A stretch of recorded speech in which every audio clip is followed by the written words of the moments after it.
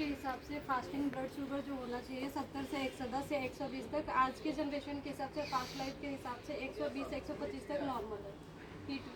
Heat के variation भी अलग अलग है, तो उसके हिसाब से 130 तक ठीक है, क्योंकि अलग अलग कंपनी की अलग अलग हीटें आ रही है, उसकी नॉर्मल रेंज आता है। तो पहले 70 से 110 था, बट अभी 120 तक भी नॉर्मल है। और बीपी जो होता है 120/80 होता है, जो कि ऊपर वाला सिस्टोलिक होता है और नीचे का डायस्टोलिक होता है। इनके दोनों प्रेशर को हम बोलते हैं पल्स प्रेशर।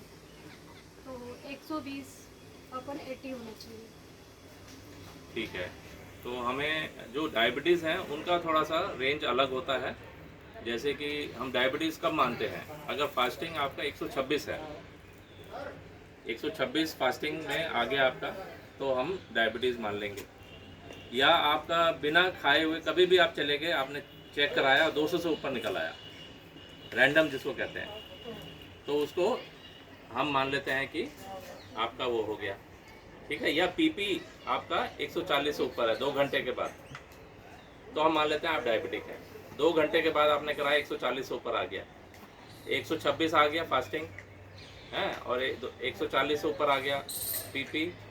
आजकल वैसे कहते हैं 100 से ऊपर आ गया, जो हमें कंट्रोल कहते हैं ना, फास्टिंग जो होता है 100 होता है 100, लेकिन डायबिटीज़ डायग्नोसिस के लिए 126 चाहिए।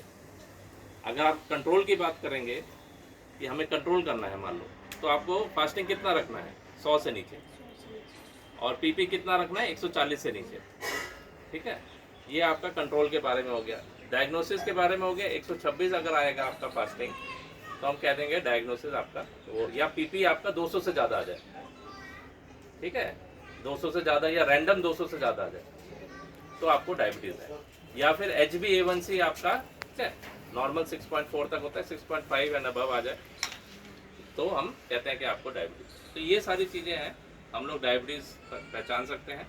डायबिटीज़ साइलेंट किलर होता है, ये आपका दोनों किडनी ख़त्म कर देगा, आपको पता नहीं चलेगा। एक दिन आप उठेंगे तो आपको सूजन आ रखी होगी आंखों के नीचे, बोलेंगे ये सूजन क्यों आ रही है, आप डॉक्टर के पास जाएंगे, वो किडनी फंक्शन लिखेगा, ब्लड टेस्ट कराएंगे, आपका यूरिया और क्रेटिनिन बढ़ा हुआ होगा। आप समझ में आ गई ये। और जिस दिन आपको ब्लड यूरिया और क्रेटिनिन बढ़ा हुआ होगा, आपकी 80% दोनों किडनी खत्म हो चुकी है और आपको मालूम भी नहीं पड़ा।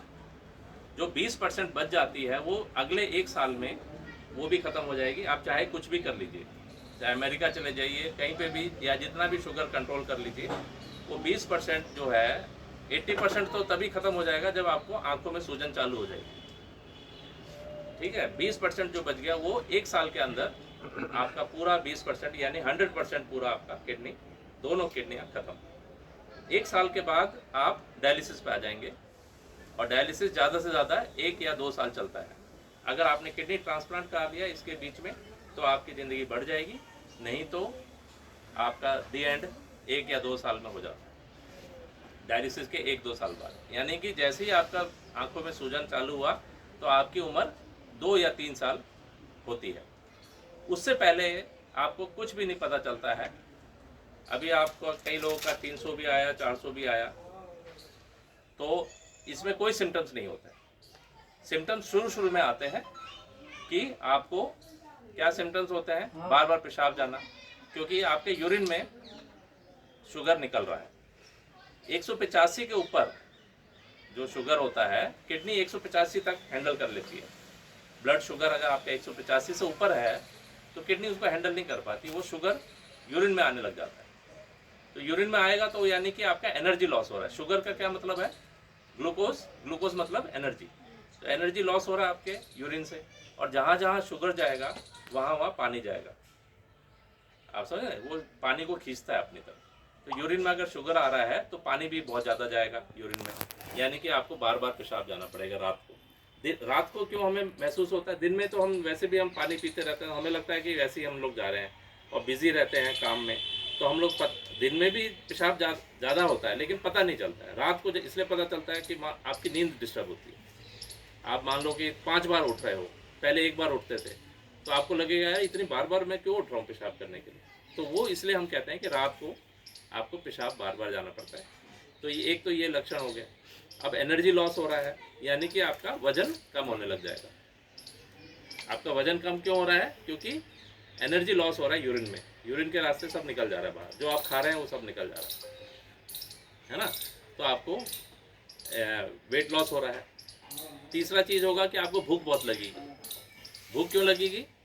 क्योंकि आपका एनर्जी लॉस हो रहा है, वेट कम हो रहा है, तो बॉडी क्या करेगा कि भूख बढ़ा देगा, तो भूख आपको ज़्यादा लगेगी। तो ये बड़ा सिम्टम क्लासिकल है कि वेट लॉस हो रहा है, भूख भी ज़्यादा लग रही है और वेट भी लॉस हो रहा है, तो ये डायबिटीज़ का सिम्टम है। और तीसरा होता है कि कुछ लोग कहते हैं कि पेशाब में चींटियाँ लग रही हैं, है ना, इस तरह से अगर हो रहा है तो वो भी इनडायरेक्ट एविडेंस है कि आपको शुगर चेक कराना चाहिए। खास करके आप ये चीज़ें हैं, जैसे कि मैडम ने बताया कि कहीं पे चोट लगी और वो हील नहीं कर रहा है, या बार बार फुंसियाँ हो रही हैं, है ना, ज़्यादा शुगर में फुंसियाँ बहुत होती हैं जो कि पस पड़ जाना उसको। तो ये सारी चीज़ें अगर हो रही हैं तो आपको शुगर, और फिर इसको कंट्रोल करना है। सिर्फ किडनी डैमेज नहीं करता ये, शुगर तो हर जगह जा रहा है, ब्लड हर जगह पूरे आंखों में भी जा रहा है, तो आपको कैटरैक्ट 10 साल पहले हो जाएगा। जो आंखों की जो रोशनी है जिसको कैटरैक्ट कहते हैं, वो 10 साल पहले हो जाएगा। यानी मान लो आपको 70 साल को होना है तो आपको 60 साल में दोनों आंखों में कैटरैक्ट हो जाएगा।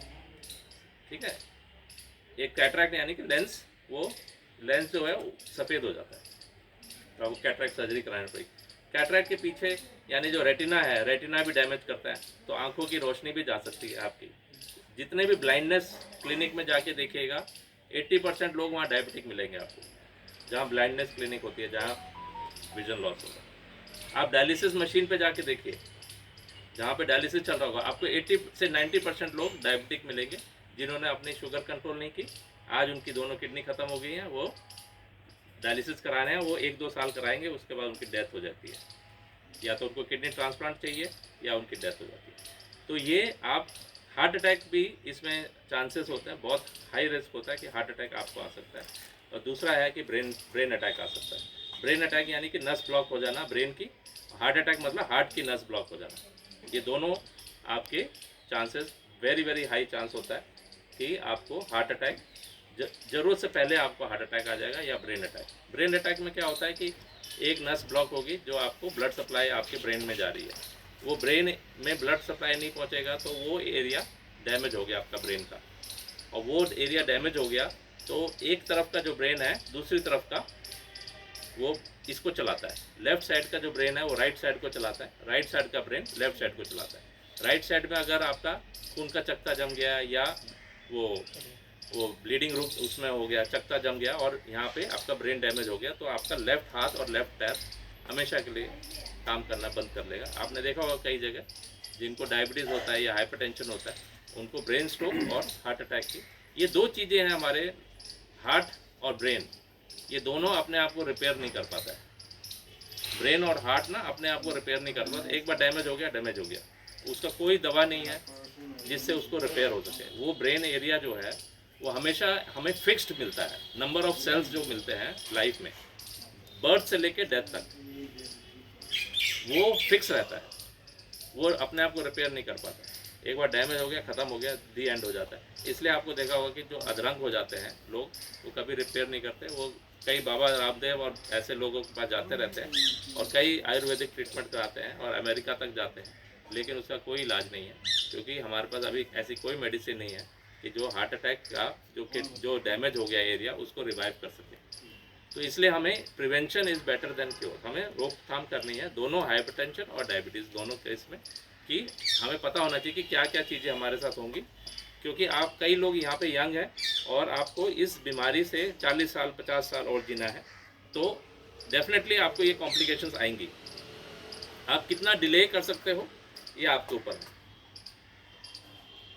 मेरे फादर को 40 साल से डायबिटीज़ है, लेकिन वो इतना मेटिकुलस क्योर रखते हैं, मेटिकुलस मतलब खाना पीना हर तरह से इंतज़ाम रखते हैं, एक्सरसाइज भी थोड़ा बहुत करते हैं, लेकिन अपना बीच बीच में चेक करते रहते हैं। ये अपना ग्लूकोमीटर और बीपी इंस्ट्रूमेंट ज़रूर रख लें अपने पास, हर 15 दिन 1 महीने पे चेक करते रहें, ताकि आपको पता चले कि मैं दवा खा रहा हूँ, कहीं दवा मेरा ब्लड शुगर तो यहाँ पे है, दवा उसको इतना कम कर रही है, बल्कि कम यहाँ तक होना चाहिए नॉर्मल, तो उतना दवा खाने का मतलब नहीं है ना कोई, आपको कॉम्प्लिकेशन तो आएंगी, इतना नॉर्मल रखना है। दवा तो ये है कि पूरा नॉर्मल दिखे, अगर वो कंट्रोल नहीं कर रहे तो फिर फ़ायदा नहीं, तो आप ऐसा कोई दवा लें, उसको और दवा बढ़ाएं। अब एक क्वेश्चन पूछा था कि भाई मैं बहुत एक्सरसाइज करता हूँ, उसके बाद भी मान लो आपका शुगर यहाँ पे है, नॉर्मल ये है, तो आप जितना भी एक्सरसाइज कर लें, आप भागते रहें पूरे दिन भर, तो उसका एक लेवल होता है कि वो कितना शुगर कम कर सकता है, वो इतना कर देगा आपको। जितना भी कर लें आप, एक आपने एक सिंगल दवाई ली तो वो इतना कम कर दिया। अब आप एक दवा से ही आप संतुष्ट हैं, हाँ मैं दवा ले रहा हूँ और मैं एक्सरसाइज भी कर रहा हूँ, लेकिन अभी भी शुगर बढ़ा हुआ है।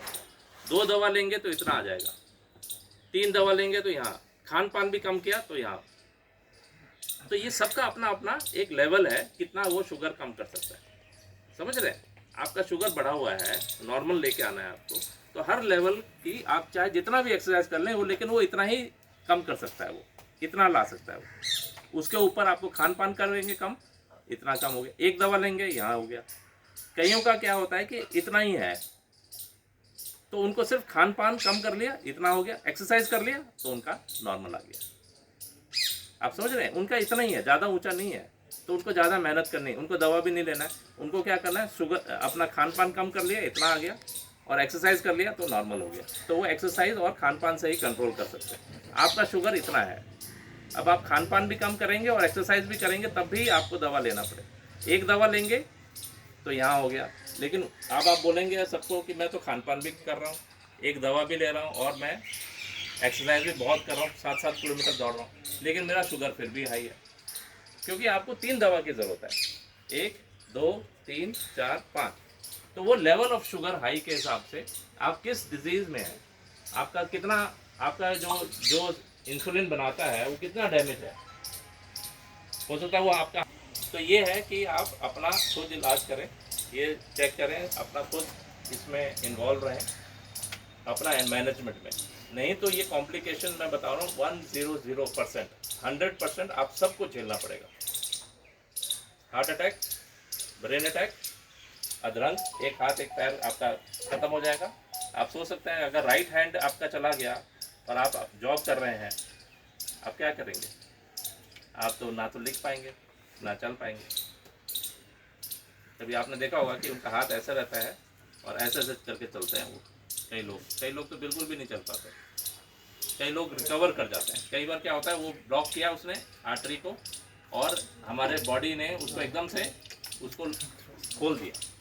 कुछ मैकेनिज्म होते हैं कि वो खोल भी देते हैं, ठीक है।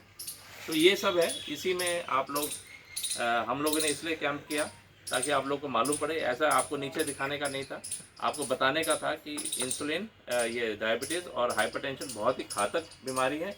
ये 1-2 दिन में नहीं आपको डैमेज करती, लेकिन 10 साल 20 साल में आप नापे।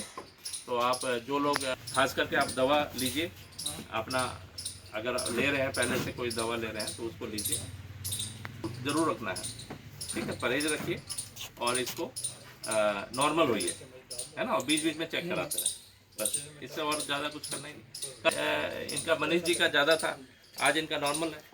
ये एक्टिव लाइफ जिए, एक्सरसाइज करें, ब्रिस्क वॉकिंग बहुत ज़रूरी है।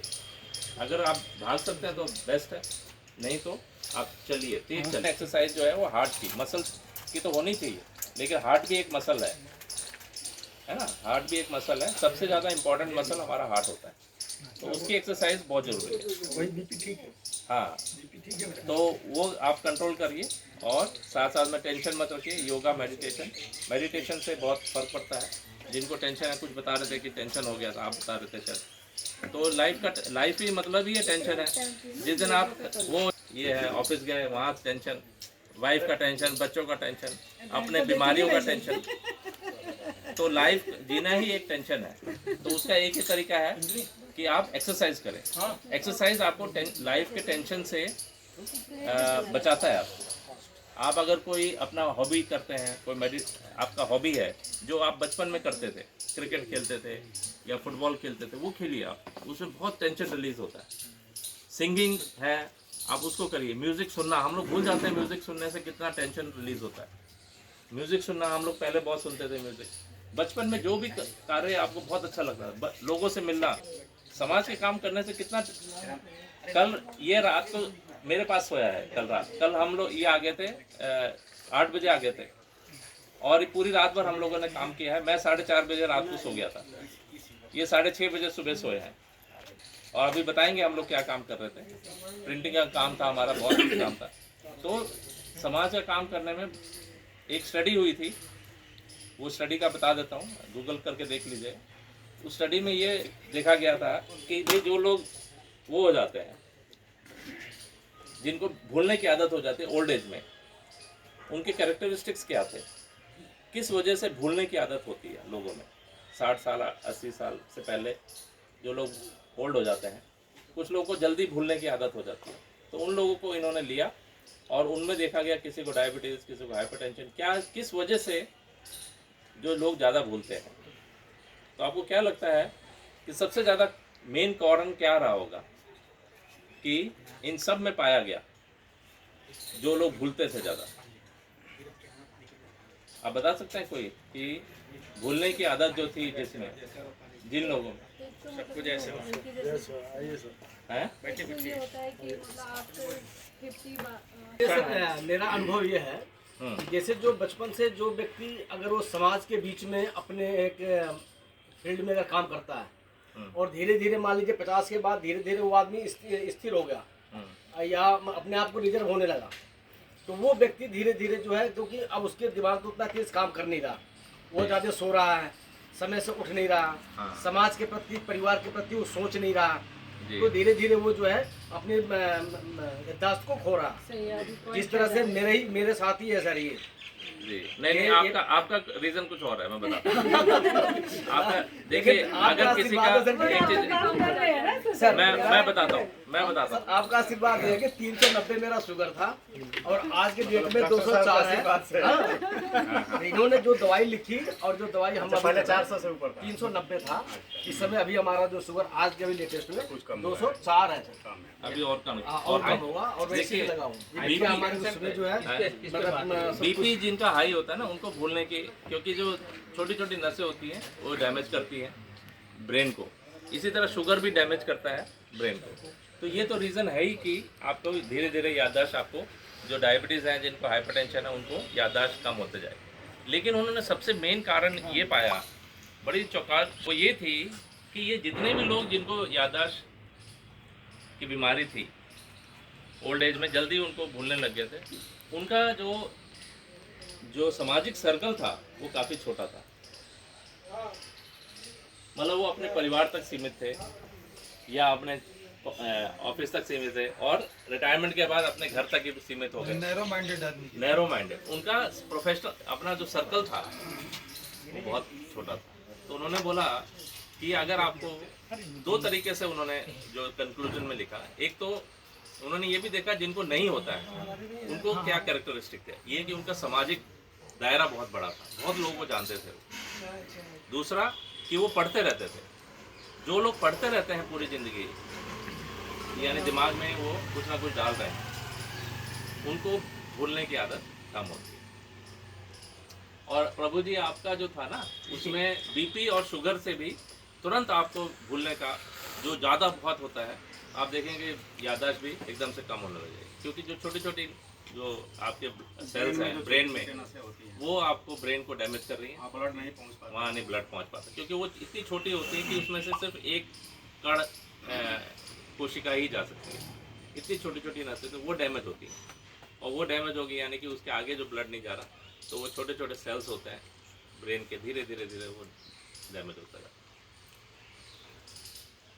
लालच नहीं छोड़ गया। दोस्तों, ये हमारा गोटल इंडिया का एक छोटा सा कैंप था जिसमें हमने आइडेंटिफाई किया लोगों को, और उनको एक काउंसलिंग के जरिए हमने उनको बताया कि डायबिटीज़, हाइपरटेंशन से होने वाली बीमारियां जो आने वाली हैं, इन लोगों को झेलना पड़ेगा, क्योंकि हमको तो नहीं झेलना है, लेकिन इन लोगों को, क्योंकि कुछ लोग अभी 50 साल के आसपास हैं, अगर उनको 90 साल तक जीना है या 100 साल तक जीना है, तो अभी उनका 50 साल अभी इस बीमारी से उनको जूझना है। और ये कॉम्प्लिकेशन देखा गया है कि 20-30 साल के आसपास 10 अगर कंट्रोल नहीं रखेंगे तो 10 साल में भी, जैसे दोनों किडनी ख़त्म हो जाना, या हार्ट अटैक होना है, ब्रेन स्ट्रोक होना, या नसों का डैमेज हो जाना, या आँखों का डैमेज होना, आँखों से नज़र नहीं आना, ये सारी प्रॉब्लम जो होती हैं, ये खास करके इतनी लंबी जो बीमारी होती है, क्योंकि ये तो जाने वाली है नहीं, तो इस तरह की बीमारियों से बचाव ही इसका कोई इलाज नहीं होता, सिर्फ बचाव ही इसका इलाज है। और बचाव भी क्या, कंट्रोल करना है आपको।